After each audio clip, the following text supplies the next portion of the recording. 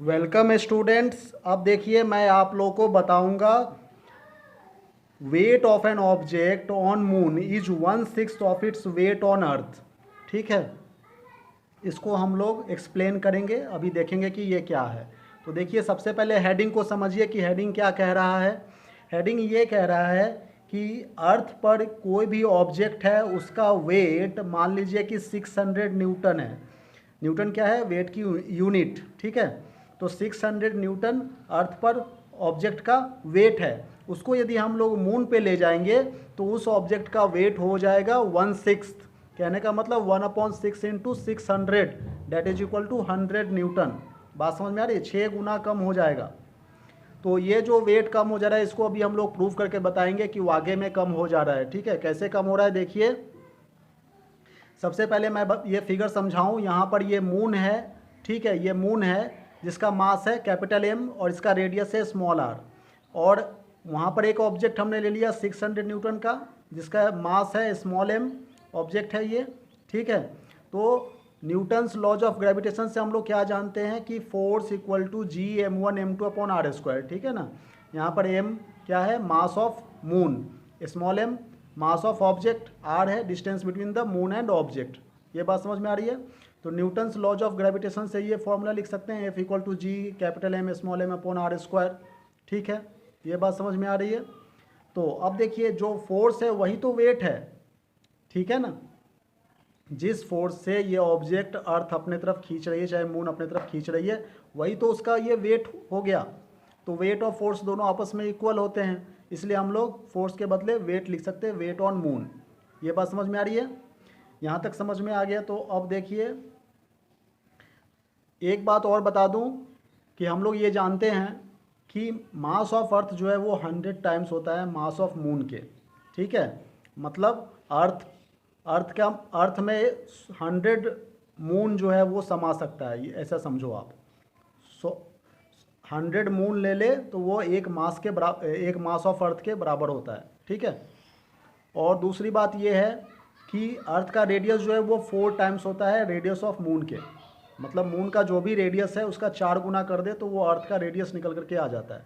ठीक है, यहाँ तक समझ में आ रही है बात? अब देखिए weight on earth, weight on कोई भी ऑब्जेक्ट का अर्थ पर क्या वेट है उसको हम लोग डब्लू सफिक्स ई से रिप्रेजेंट करें। ई मतलब अर्थ, डब्लू मतलब वेट। ठीक है ना, और ये वेट ऑन अर्थ जो है वो ही फोर्स ऑफ ग्रेविटेशन है। न्यूटन्स लॉज ऑफ ग्रेविटेशन में फोर्स जो है वही है। तो डेट इज इक्वल टू हम लोग लिख सकते हैं। अब देखिए यहाँ पर G equal to 100 into M, 100 into M कर दिए। मतलब हम लोग अब की बार अर्थ को लेकर के देख रहे हैं। तो ये एम क्या है? ये मून का मास है, एक मून का। 100 मून कर देंगे तो ये टोटल मास ऑफ अर्थ निकल करके आ गया। ठीक है, और ऑब्जेक्ट की मास होती है स्मॉल एम अपॉन, अब रेडियस ये हो गया, एक रेडियस जो है मून का है और उसको 4 गुना कर देंगे तो अर्थ का हो जाएगा। ठीक है ना, तो अब की बार हम लोग अर्थ को लेकर के बनाए हैं और ये इक्वेशन बन रहा है, हमारा इक्वेशन नंबर 2 बन रहा है। ठीक है, ये समझ में आ रहा है? जैसे मान लो ये हमारा अर्थ है, यहाँ पर हम लोग देखेंगे अभी। सपोज कीजिए कि ये हमारा अर्थ है। ठीक है, और ये ऑब्जेक्ट वही ऑब्जेक्ट है स्मॉल एम, और यहाँ पर ये रेडियस हो गया 4r। ठीक है, ये सेंटर है, इसका मास कितना है? 100 m। ये बात समझ में आ रही है?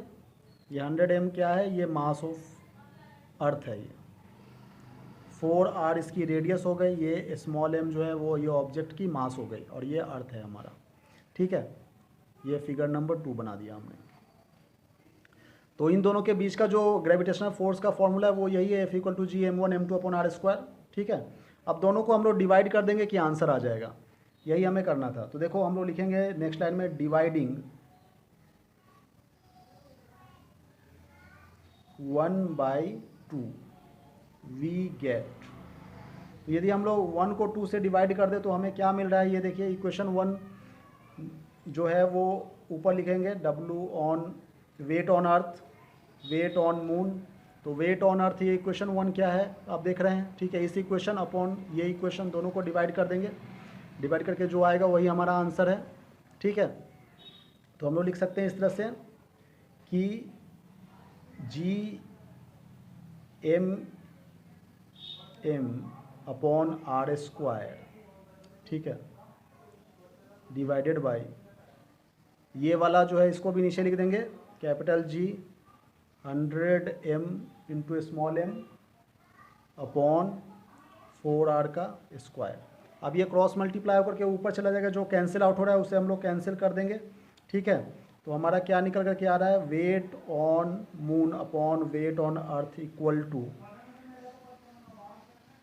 GMM upon r square. ये क्रॉस मल्टीप्लाई के ऊपर चला गया, 4r का square upon G 100 m into small m। ठीक है, यहाँ तक समझ में आ रही बात। अब देखिए जो कैंसिल आउट हो रहा है उसे हम लोग कैंसिल आउट कर देंगे यहाँ पर, जैसे कि GMM कैंसिल आउट हो रहा है, ये आर स्क्वायर भी यहाँ भी कैंसिल आउट हो जाएगा, ये भी आर स्क्वायर कैंसिल आउट, यहाँ पर 4 का स्क्वायर हो रहा है। ठीक है ना, यहाँ पे हम लोग लिख सकते हैं 4 का स्क्वायर, तो 4 का स्क्वायर ऊपर रह गया और नीचे में क्या बचा 100। ठीक है, अब इसे हम लोग सॉल्व करेंगे तो ऊपर में 16 अपॉन 100, ये अप्रॉक्सीमेटली जो है वो 1/6 के इक्वल हो रहा है। ठीक है ना, अप्रॉक्सीमेटली ये 6 टाइम्स जा रहे हैं, ये बात कुछ समझ में आ रही है। तो हम लोग ऐसे लिख सकते हैं अप्रॉक्सीमेटली 1/6। अब यही हमारा रिलेशन था, यही हमें डिराइव करना था एक्चुअली, कि weight on moon upon weight on earth equal to 1/6 होता है। ठीक है, और इसे हम लोग नेक्स्ट लाइन में लिखेंगे तो weight on moon equal to 1/6 weight on earth के इक्वल हो जा रहा है। ये बात कुछ समझ में आ रही है, इस तरह से हम लोग प्रूफ कर सकते हैं। यही हम लोग डिराइव कर रहे थे कि अर्थ का जो भी वेट, अर्थ पर जो भी ऑब्जेक्ट का वेट रहेगा उसका 1/6 कर देंगे तो वो वेट मून का निकल करके आ जाएगा। Thank you very much for watching this video.